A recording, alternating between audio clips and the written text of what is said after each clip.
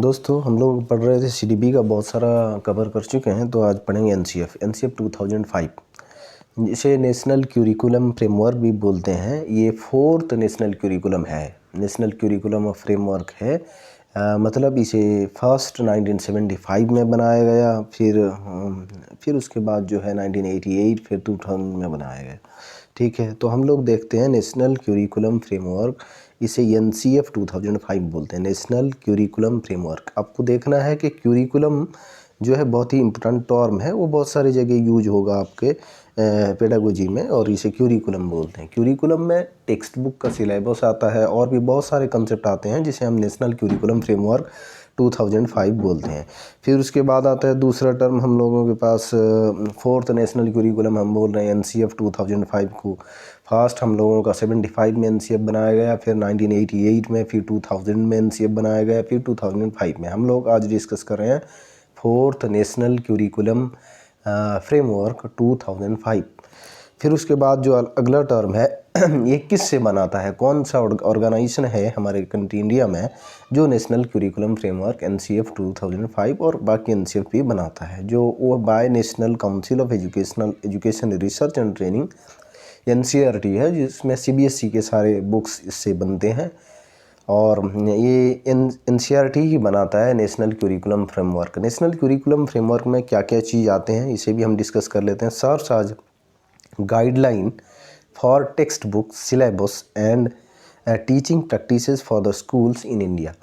इसका मतलब होता है टेक्स्ट बुक में क्या क्या गाइडलाइन होगा, कैसे पढ़ाया जाना है, सिलेबस कैसे कैसे बनेगा, कौन सा चैप्टर रखा जाएगा, कौन सा चैप्टर हटा दिया जाएगा हिस्ट्री में या फिज़िक्स में, केमिस्ट्री में, मैथ में, बॉटनी, जूलॉजी, और सारा चीज़ यहाँ पे डिसाइड हो जाता है कि कौन सा चैप्टर रखा जाना है और कौन सा डिसाइड। और टीचिंग प्रैक्टिसेस का मतलब होता है टीचिंग का जो कैसे पढ़ाया जाएगा, पढ़ाने का तरीका क्या होगा बच्चों को। बहुत सारे टीचिंग प्रैक्टिसेस होते हैं और टीचिंग प्रैक्टिसेस भी एनसीएफ डिसाइड करता है बच्चों को कैसे पढ़ाया जाएगा।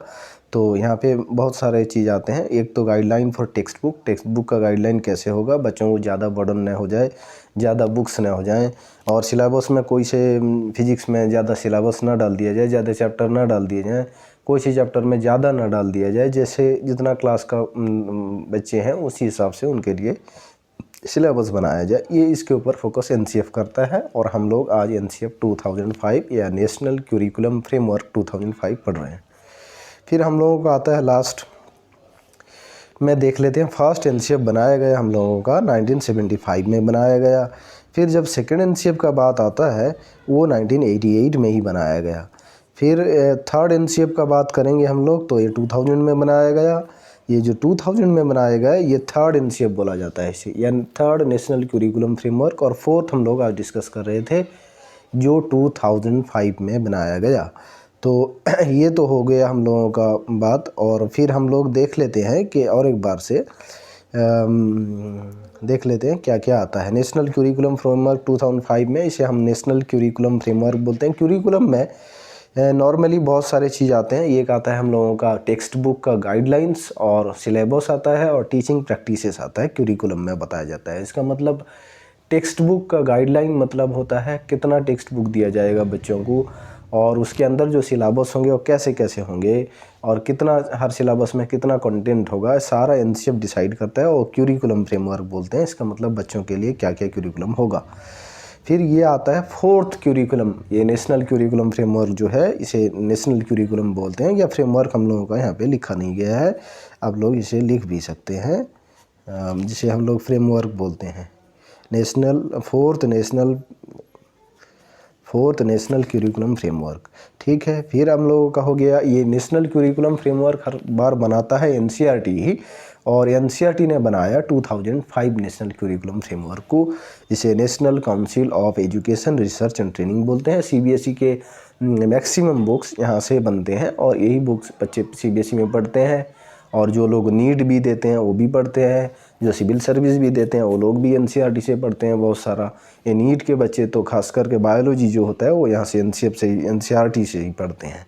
ठीक है, फिर हम लोगों का आ गया ये हो गया, हम लोग बोलते हैं नेशनल क्यूरिकुलम फ्रेमवर्क करता है क्या है, नहीं करता है गाइडलाइंस बनाता है फॉर टेक्स्ट बुक, सिलेबस भी बनाता है teaching practices for the schools in India. ठीक है, इसमें ये जो बात है इन इंडिया, इसमें सीबीएसई के सारे स्कूल एनसीएफ 2005 को फॉलो करते हैं और बहुत सारे स्टेट के स्कूल होते हैं जो भी इस एनसीएफ 2005 को फॉलो करते हैं।